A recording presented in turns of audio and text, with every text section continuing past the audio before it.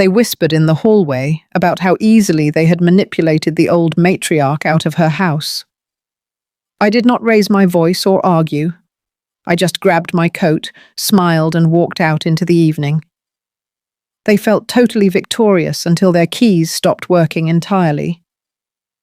Little did my son and his wife know the woman they thought was a fragile, clueless target had spent her entire life surviving storms they could not even comprehend. My name is Brenda. I am 68 years old, and this is the story of how my own flesh and blood tried to steal my legacy, and how I taught them a lesson they will never forget. For 30 years, I worked grueling 12-hour night shifts as a registered nurse at the county hospital.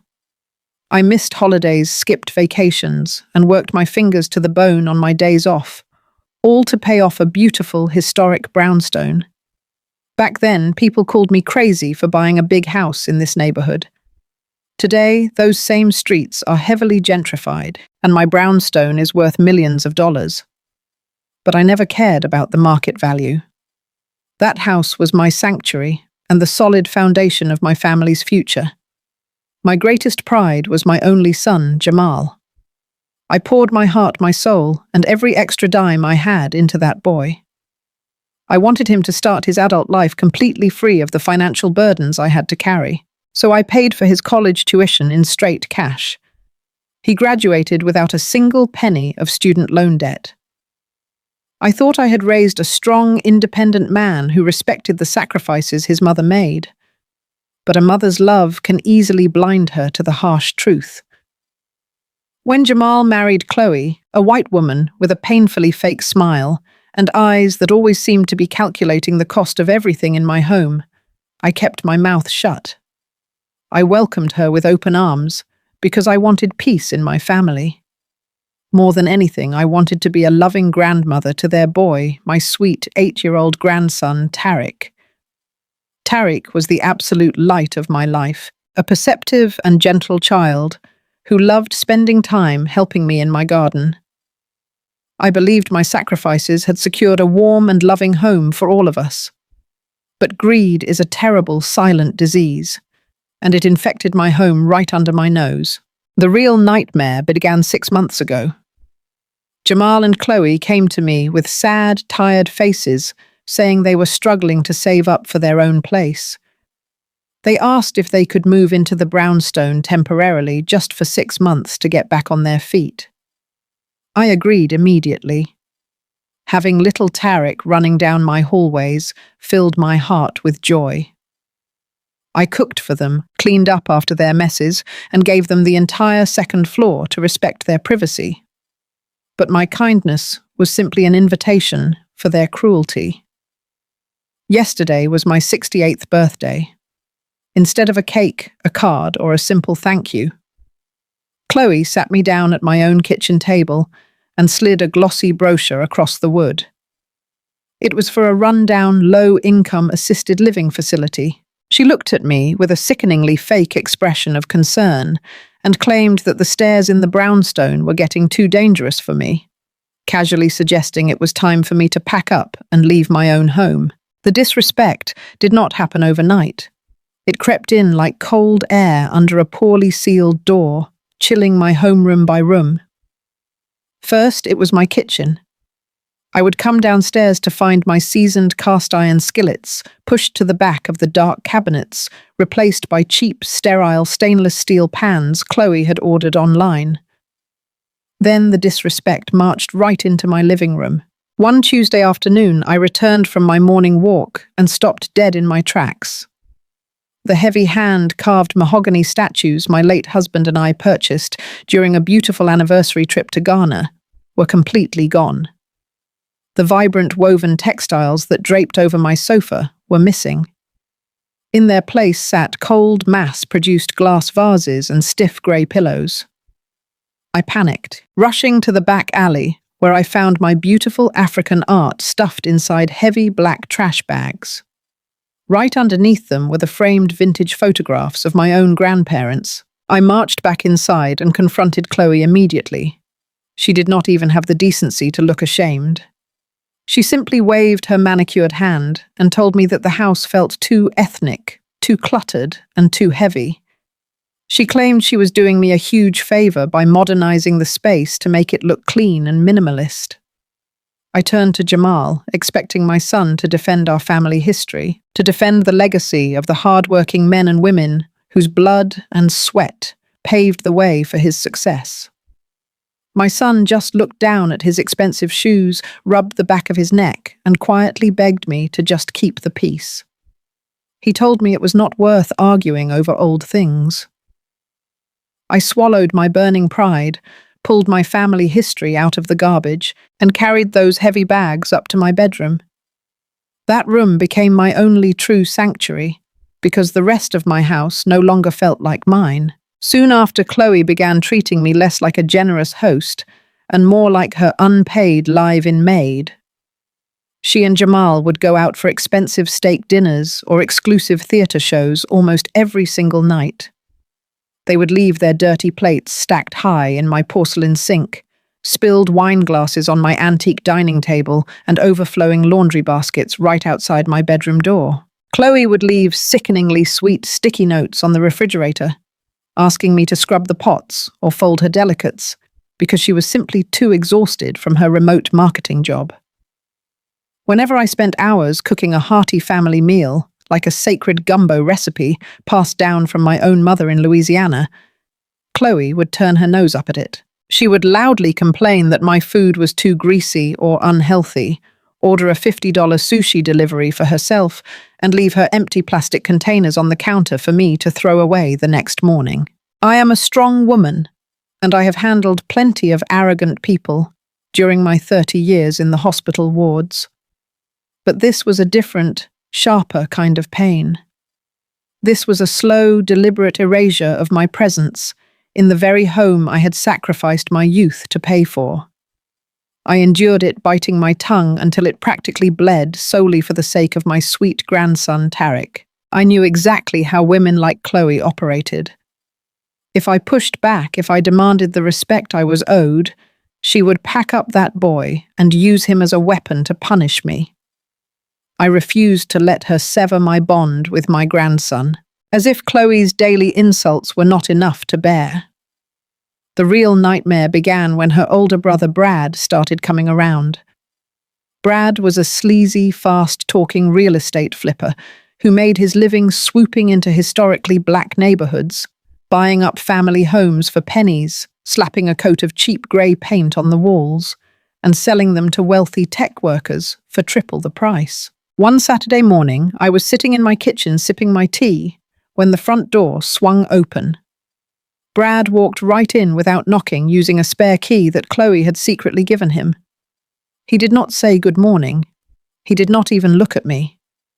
He just walked straight into my dining room with a tape measure and a clipboard. I watched in absolute shock as this arrogant man began knocking on my walls, muttering to himself about load-bearing structures and open-concept floor plans. When I demanded to know what he was doing in my house, he finally turned to me with a condescending smirk. "Relax, Brenda," he said, not even using my proper title. "I'm just looking at the bones of the place. It is a crying shame. A property like this is being wasted on an old woman living all alone. There is a gold mine sitting right under your feet." From that day on, Brad became a constant, suffocating presence in my home. He would show up uninvited pacing through my hallways with Chloe.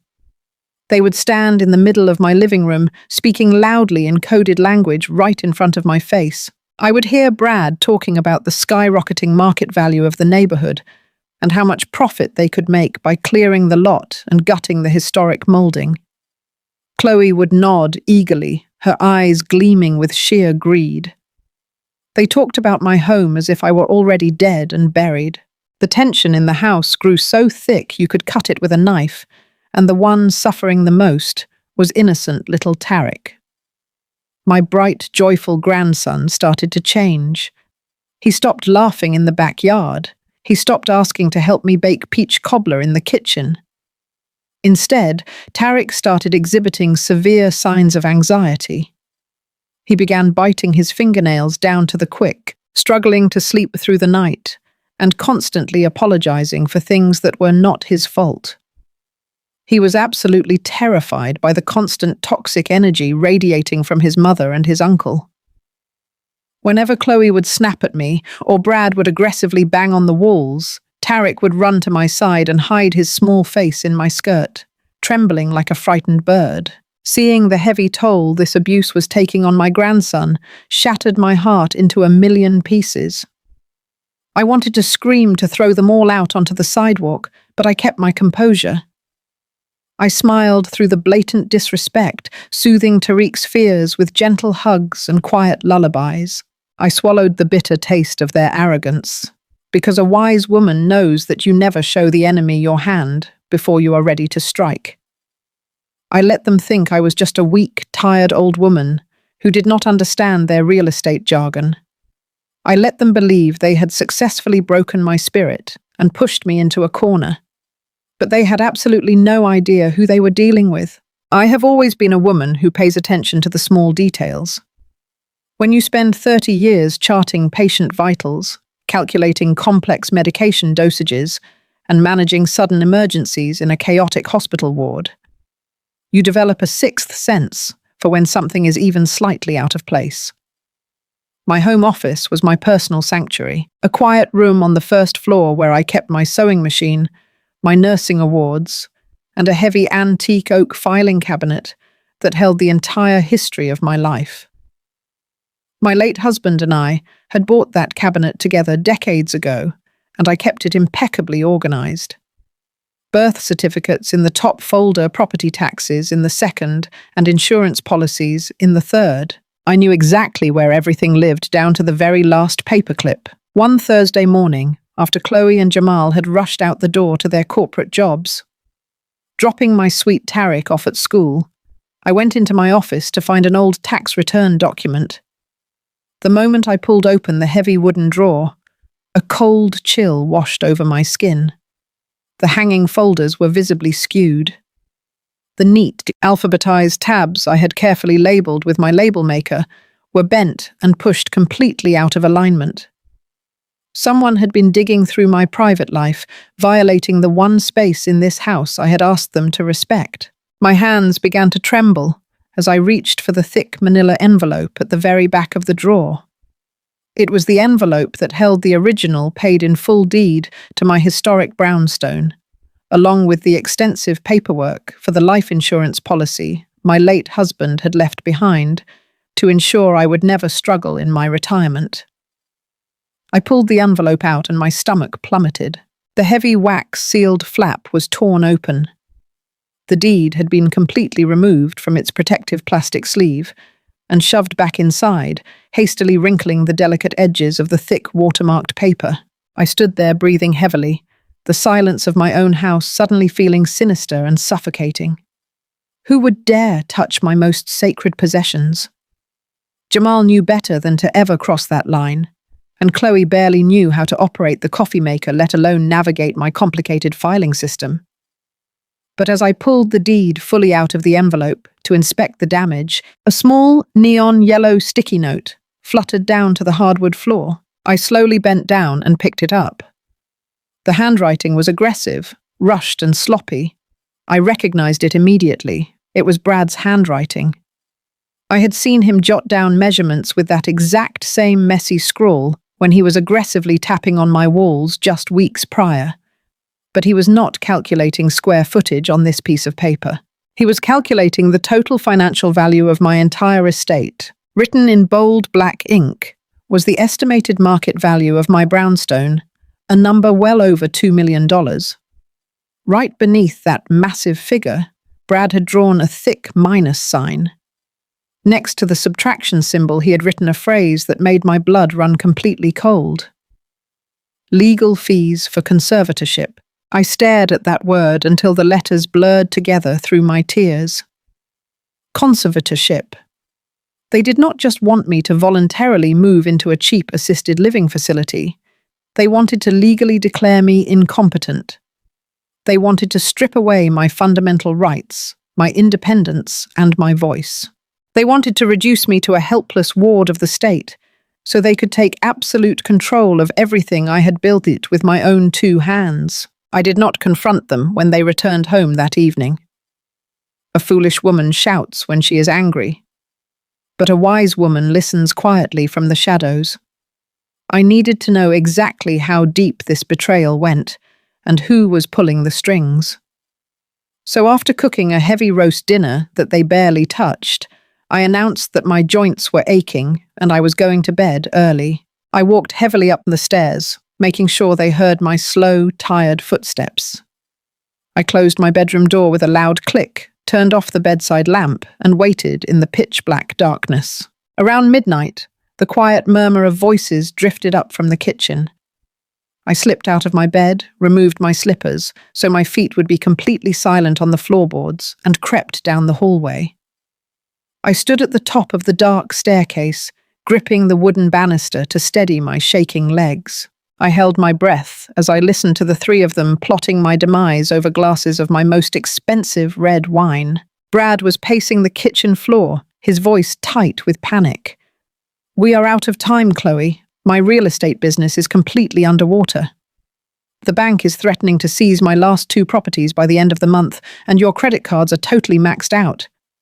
If we do not liquidate this brownstone right now, we are both going to lose everything." Chloe let out a stressed sigh. "I know, Brad. I know. But we have to get Jamal fully on board. We cannot make a move on the property unless he is the one holding the legal power of attorney." She lowered her voice, turning to my son. "Jamal, baby, you have to see that your mother is slipping. She is forgetting things. She is getting terribly confused. We are doing this to protect her. If we do not step in and manage her assets immediately, the state might step in and take the house anyway to pay for her medical care." I pressed my hand tightly against my mouth to stop myself from crying out in horror. I was not slipping. I was not forgetting a single thing. They were manufacturing an illness to justify stealing my entire life. I waited to hear my son defend me. I waited to hear the boy I carried in my womb. The boy I scrubbed hospital floors to put through college stand up and tell his wife and her greedy brother to get out of my house immediately. But the dreadful silence that followed broke my heart into pieces. "I just do not like it." Jamal finally muttered, his voice sounding so incredibly weak and cowardly. "She is my mother. Putting her in a state-run facility feels completely wrong. What if she realizes what we are doing to her?" "She will not realize a thing," Brad snapped aggressively. "Look, man. My contact at the notary office owes me a massive favor. He will happily backdate the medical power of attorney and the conservatorship papers. We will claim she has advanced early onset dementia. Once you have the legal authority, you sign the house over to my shell company for pennies on the dollar. I will flip the property to my wealthy tech buyers within 60 days, and we split the $3 million profit evenly. You and Chloe can buy that mansion in the suburbs, and your mum gets the care she needs at the facility. It is a win for everyone. But a state facility?" Jamal hesitated again. "The reviews for that place are terrible. I do not want her being mistreated." Chloe slammed her wineglass onto the granite counter. "Grow up, Jamal. Do you want to live in this stuffy, outdated museum forever while we drown in crippling debt? Do you want Tariq to grow up with parents who are completely bankrupt? Your mother had her time to live. Now it is our turn. She will be heavily medicated at the facility anyway. She will not even know where she is.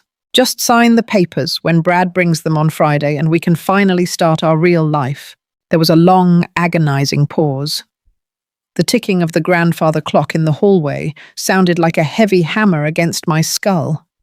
I felt physically sick, my stomach churning at the sheer cruelty of the people sitting in my own kitchen.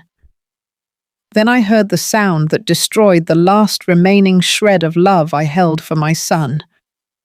"Fine," Jamal whispered. "Bring the papers on Friday. I will sign them." They clinked their glasses together, toasting to their newfound wealth. They celebrated my mental destruction and my impending exile to a miserable state facility, as if they had just won the lottery. They laughed about how easy it was going to be to clear out my beautiful antique furniture and gut the home I had loved and maintained for decades. I stood alone in the shadows of the staircase, listening to my own flesh and blood sell my life for a down payment on a suburban mansion. I turned around and walked silently back to my bedroom. I closed the door behind me, crawled into my bed, and buried my face deep into my pillow so they would not hear the gut-wrenching sobs tearing through my chest. I cried until I felt like my lungs would collapse. I did not just cry for my house or the terrifying reality of what they were plotting against me.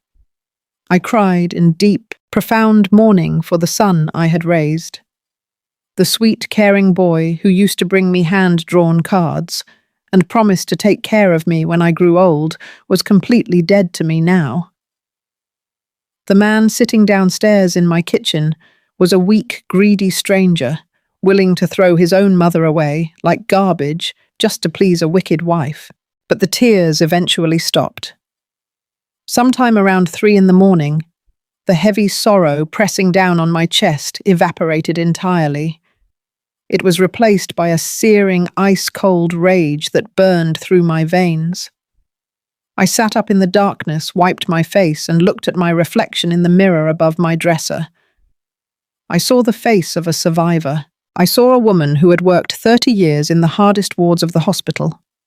A woman who had faced death, disease, and the toughest challenges life could possibly throw at her. I was not about to let a cowardly son and a pair of 2-bit scammers steal my dignity and destroy my grandson's future. When the sun rose, I stepped out of my bedroom playing the exact role they needed me to play. I shuffled my feet clumsily as I walked into the kitchen. I let my hands tremble slightly as I poured my morning coffee, intentionally spilling a few drops onto the clean counter. I asked Chloe what day it was, pretending to look confused and disoriented. "Oh, Brenda, you really are getting worse," Chloe said with a sickeningly sweet tone, exchanging a triumphant smirk with Jamal. "It is Wednesday, remember. Do not worry about cleaning up the coffee. You just go sit in your chair and rest your mind." I thanked her with a weak, frail smile and shuffled into the living room. I watched through the window as Jamal and Chloe buckled my sweet grandson into their car and drove off to work. The very second their car disappeared around the corner, my trembling hands became perfectly steady. My hunched posture straightened up immediately, and my mind sharpened with absolute unforgiving clarity. I marched upstairs, washed my face, and dressed in my sharpest, most elegant business suit. I grabbed my genuine leather handbag, secured my original deed, and all of the financial documents safely inside, and walked out the front door with my head held high. I was not going to the grocery store, and I was certainly not going to a corrupt doctor to be diagnosed with a fake illness. I headed straight downtown, into the heart of the city financial district, to meet with Attorney Davis. She was a ruthless, brilliant legal shark who had previously handled my late husband's estate, a woman known for destroying anyone foolish enough to sit across from her in a courtroom. They thought they were playing a game with a clueless, fading old woman. I was about to show them what a masterclass in righteous vengeance truly looked like. The heavy oak doors of Attorney Davis's downtown office closed behind me with a reassuring thud. Patricia Davis was a force of nature. She wore a tailored crimson suit and possessed a gaze so sharp it could cut through solid steel.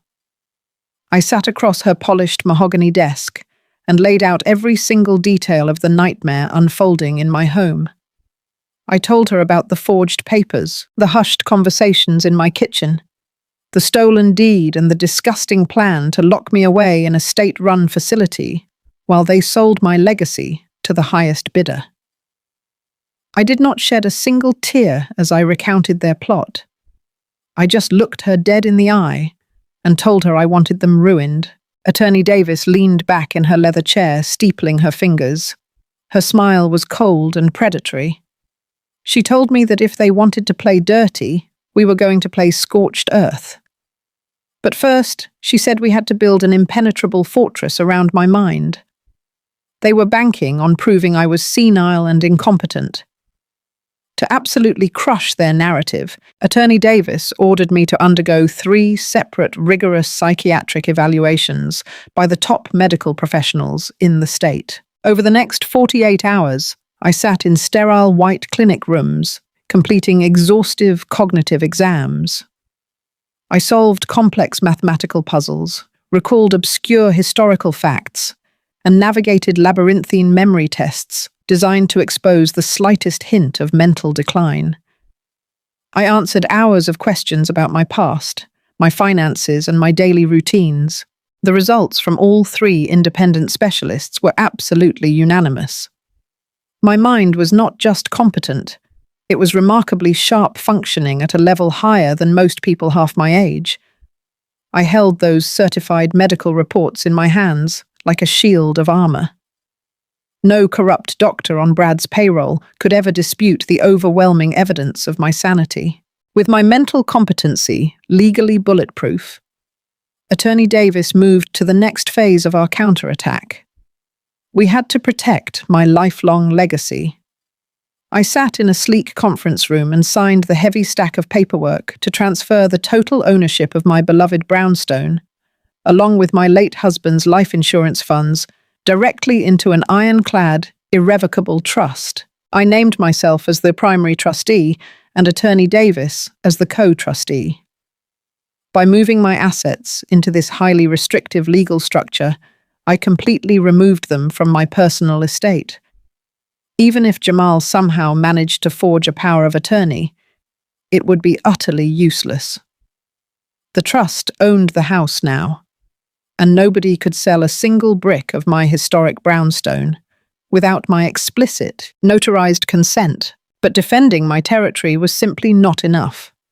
I needed heavy ammunition to destroy them completely.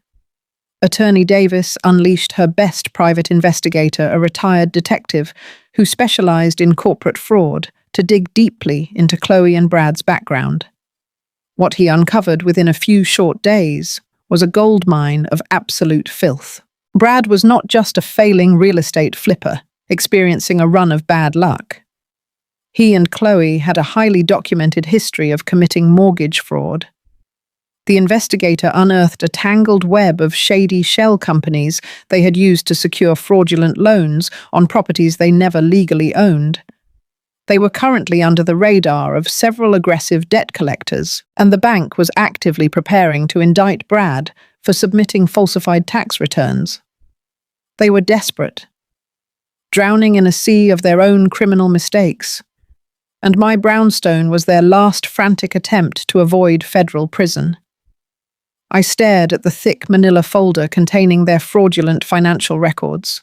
The sheer audacity of these 2 criminals, trying to declare me incompetent while they were swimming in felony fraud, filled me with a deep, righteous satisfaction. Holding that investigative report, I felt a heavy weight lift off my shoulders. For months, I had allowed Chloe to make me feel like an unwanted guest in my own home. I had allowed Brad to walk through my hallways as if he owned the very floorboards I had scrubbed on my hands and knees. They thought they were dealing with a naive old woman who was ready to simply fade away. They had no idea they had just handed a loaded weapon to a mother who had survived 30 years. In the trauma wards, my arsenal was fully secured. Now I just had to wait for them to make their fatal mistake. The trap was sprung on a rainy Tuesday afternoon. I was sitting in my living room quietly knitting a warm blanket for my grandson Tariq when the front door swung open violently. Chloe and Brad marched into my house, shaking the rain from their expensive coats with a frantic, aggressive energy. But they were not alone. Trailing closely behind them was a nervous-looking man in a cheap, rumpled grey suit carrying a worn leather medical bag. I glanced toward the doorway and saw my son Jamal lingering in the shadows of the hall. He refused to step fully into the room. He kept his hands shoved deep into his pockets, his eyes glued to the hardwood floor like a guilty child. He could not even summon the courage to look his own mother in the eye while he facilitated her destruction. Chloe stepped forward, planting herself right in front of my chair. her face twisted into a mask of exaggerated, sickeningly sweet concern. "Brenda, honey, we need to have a very serious talk," she said, her voice dripping with fake sympathy. "We are all just so worried about your safety. You've been getting so incredibly confused lately." I kept my hands resting gently on my knitting needles, allowing my breathing to quicken, as if I were truly frightened. "Confused?" I asked mildly, forcing my voice to sound slightly trembling and unsure. "I do not know what you mean, Chloe."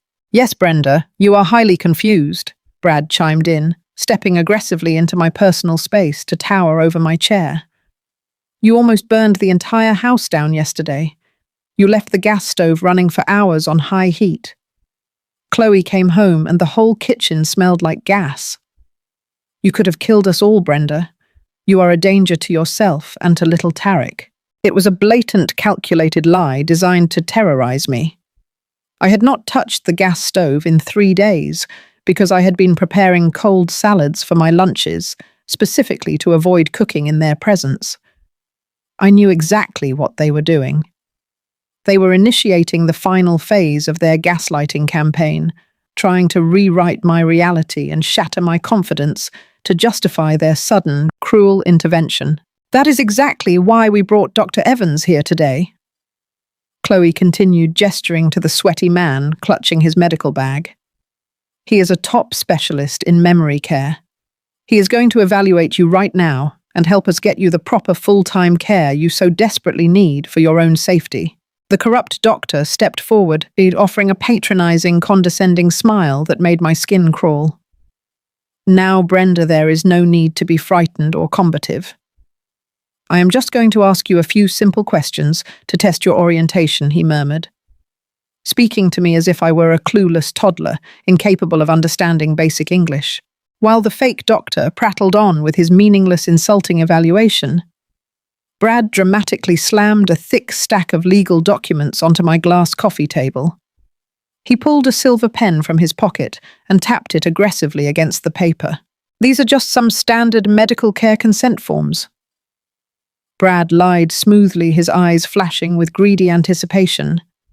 "They give Jamal the temporary authority to handle your medical decisions and manage the household bills while you get settled into your new assisted living facility. We already found a lovely room for you, Brenda. You just need to sign right here on the dotted line, and we will take care of the rest of the complicated paperwork." I looked down at the stack of papers. Even from a distance, I could clearly read the bold heading of a durable power of attorney and a complete transfer of property deed hidden beneath the top page. They were literally trying to steal my multi-million-dollar historic home, disguised as a routine medical consent form. I slowly turned my gaze away from the table and looked directly at Jamal. My only son. The boy I had protected, nourished, and provided for my entire life. "Jamal," I whispered, letting a single, carefully orchestrated tear slip down my cheek. "Are you really going to let them make your mother leave her home? Is this truly what you want in your heart?"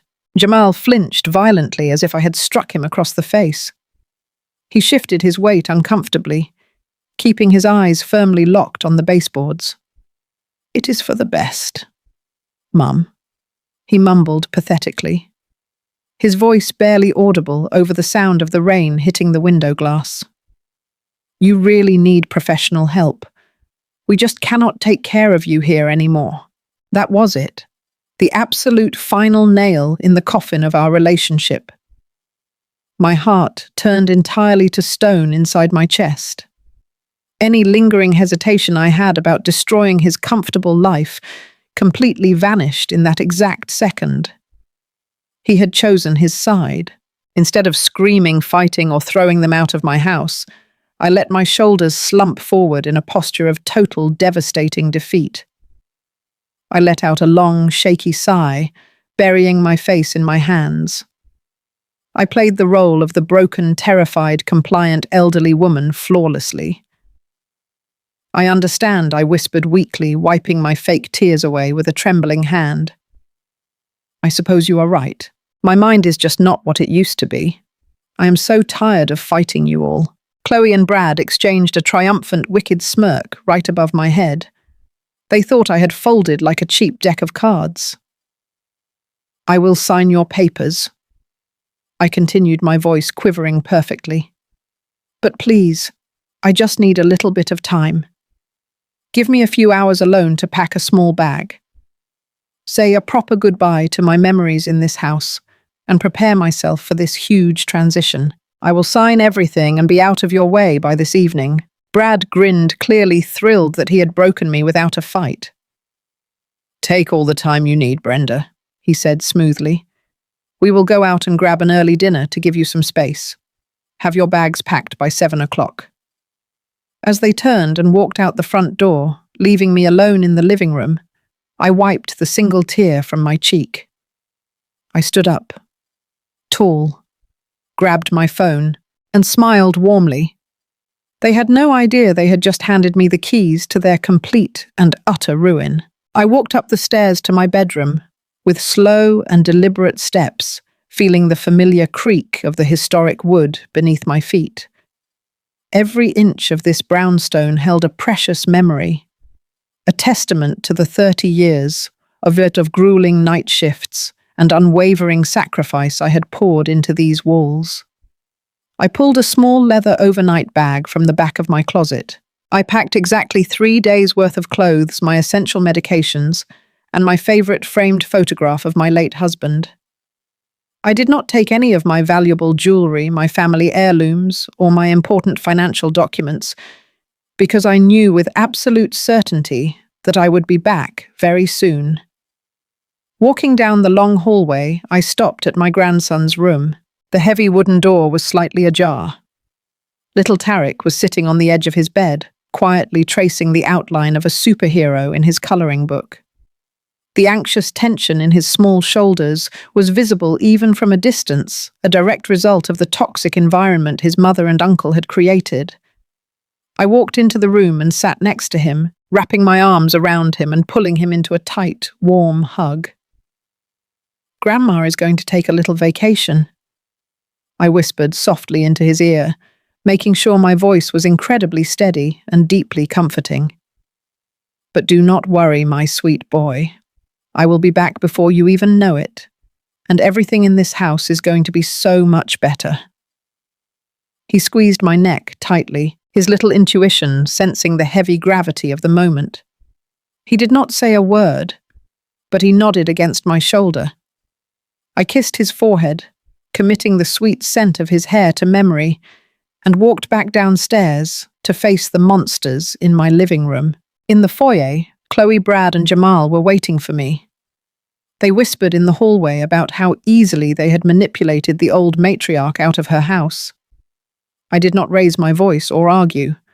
I just grabbed my heavy winter coat, smiled a gracious, vacant smile, and walked out into the cool evening air. The heavy oak door clicked shut behind me, and as I walked down the stone steps of my historic brownstone, I could already hear the muffled sound of a champagne cork popping from the kitchen window. They felt totally victorious. They truly thought they had just secured a multi-million-dollar property and cleared the path for their own selfish desires. They were celebrating my manufactured mental destruction and my impending exile to a miserable state facility as if they had just won the lottery. I walked 2 blocks down the quiet, tree-lined street and stepped into the back of a sleek black town car that was waiting for me under the amber glow of a street lamp. Attorney Davis sat in the back seat, tapping her perfectly manicured fingers on her thick leather briefcase. I settled into the plush leather seat and gave her a firm, confident nod. She pulled out her secure smartphone and made a single brief call. Over the past 72 hours, while Chloe and Jamal thought I was out wandering the neighborhood in a senile daze, I had actually hired a high-end private security firm.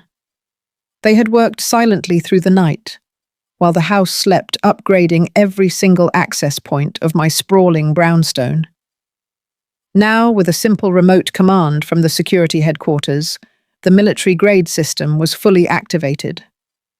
I sat in the quiet luxury of the town car, imagining the silent, invisible trap springing completely shut.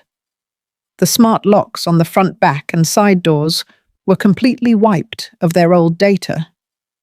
Chloe and Jamal's digital access codes were instantly deleted from the master system. The heavy internal deadbolts automatically slid into place from the inside out with a resounding metallic thud. The house was now an impenetrable fortress, programmed to recognize only one true master.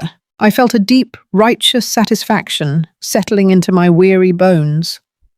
For months, I had allowed them to treat me like a burden in my own sanctuary. I had swallowed their disrespect, their aggressive condescension, and their blatant, unyielding greed. They thought my silence was a sign of weakness, a clear symptom of a fading mind that could no longer comprehend the modern world or protect its own assets. They completely underestimated the strength and the resilience of a mother who had spent 3 decades battling on the front lines of a hospital trauma ward. The trap was permanently set. The heavy doors were locked, and the countdown to their absolute, catastrophic ruin had officially begun. I looked out the tinted window of the town car, watching the rain begin to fall on the darkening city streets, and I waited patiently alongside my brilliant lawyer for the final act of this devastating tragedy to unfold. Inside the house, completely oblivious to the digital walls closing in around them, Chloe decided to order a massive pizza feast to celebrate their wicked victory. About 45 minutes later, the delivery driver rang the doorbell. Jamal, acting like the undisputed king of his new castle, confidently stepped out onto the front porch to pay for the food. As soon as he crossed the threshold, the heavy oak door swung shut behind him. The smart lock engaged with a sharp, definitive click. Jamal turned around warm pizza boxes balancing in his hands and casually punched his personalized code into the glowing keypad. A harsh red light flashed brilliantly in the dark. Access denied. He frowned, shifting the boxes, and punched the numbers in again, pressing harder this time. The same aggressive red light illuminated the porch. He pulled out his physical emergency key and shoved it into the brass keyhole, but the internal mechanisms had been completely replaced by my security team. The key would not even turn a fraction of an inch. Panic beginning to set in. He started banging his fists on the heavy wood, shouting loudly for his wife to open the door. Hearing the chaotic commotion, Chloe and Brad sauntered over to the large living room windows. They opened the glass panes, laughing mockingly at Jamal, standing in the freezing rain with his useless pizza boxes. Brad, arrogant and thinking this was nothing more than a hilarious technical glitch, stepped out onto the back patio to manually open the sliding glass door for him. Chloe followed closely behind, still holding her crystal glass of expensive champagne, eager to tease her husband. The very moment their feet touched the patio stones, crossing the invisible boundary line I had established with the security firm, the ultimate trap was triggered. The automated steel security shutters, a robust feature I had originally installed for hurricane protection, and recently upgraded by the security experts, suddenly slammed down over every single window and glass door on the first floor.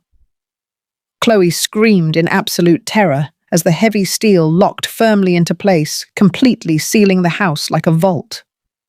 They were out. All 3 of them were standing in the cold, wet evening air, securely locked out of the multi-million-dollar brownstone they thought they had stolen from me. That was my exact cue. The black town car pulled slowly up to the curb, flanked seamlessly by 2 marked police cruisers with their red and blue lights silently flashing in the rain. I stepped out of the vehicle, adjusting the collar of my coat, feeling taller, stronger, and more powerful than I had in my entire life. Attorney Davis walked right beside me, holding a thick stack of legal folders packed with irrefutable evidence. The 2 uniformed police officers approached the porch, their hands resting cautiously on their duty belts, assessing the chaotic scene. Jamal dropped the pizza boxes onto the wet concrete the grease staining the stone.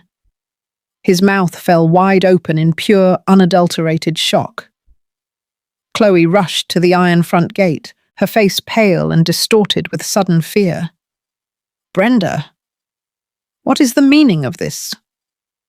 Open this door right now!" She screeched, her fake sweetness entirely gone, replaced by the ugly, demanding entitlement I had endured for months. I walked up to the iron gate and looked her dead in the eye, feeling no pity whatsoever. "You do not give orders on my property, Chloe," I said, my voice ringing out, clear, cold, and absolute. Attorney Davis stepped forward and handed Brad and Chloe a thick stack of papers through the bars of the gate. "You are being served with immediate eviction notices, permanent restraining orders, and criminal trespassing warnings."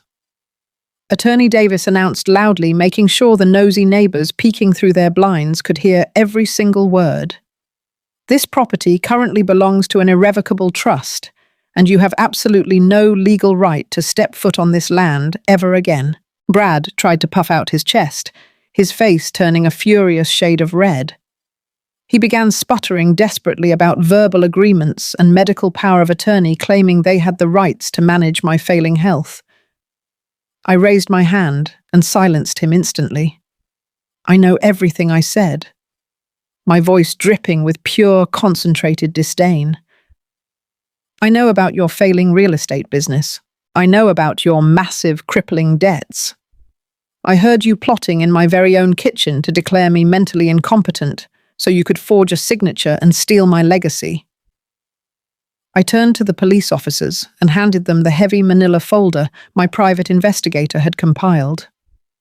"Officers, this man Brad has a highly documented history of mortgage fraud and is currently under federal investigation. These documents prove his direct intention to commit real estate fraud against my estate using forged notary contacts." Brad's arrogant face drained of all color. He took a staggering step back as the officers stepped forward, fully prepared to detain him. I then turned my attention to my son. Jamal was visibly trembling, crying thick tears and begging me to understand his betrayal. "Mum, please, it was just talk. We were just stressed about money.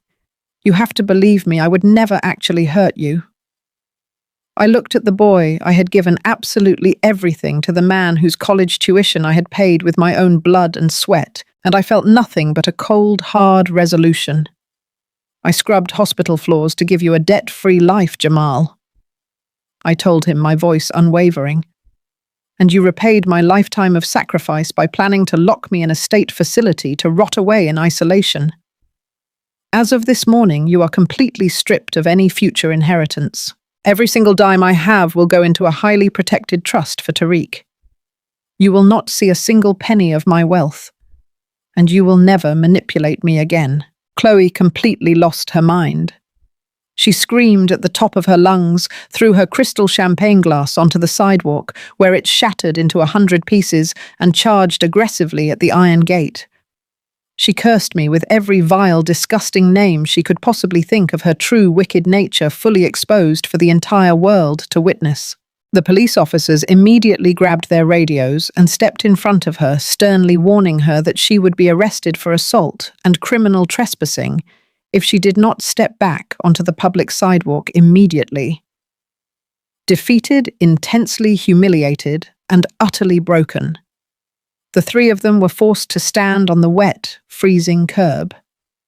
They had no coats, no access keys, and absolutely no home to return to.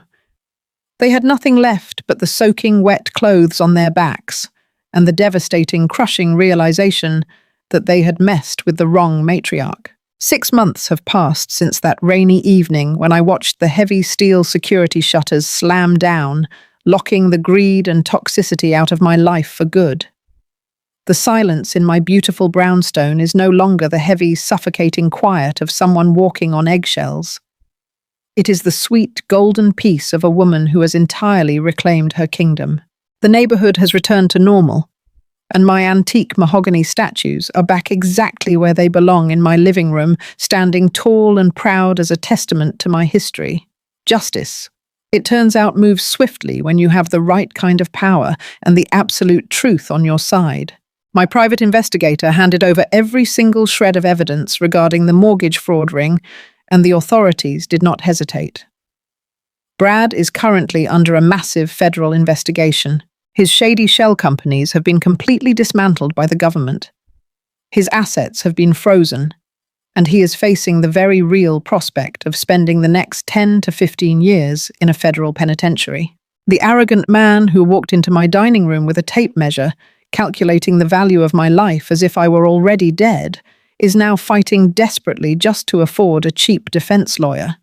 As for my wicked daughter-in-law, Chloe showed her true colors the very second the fantasy of a multi-million-dollar payout evaporated.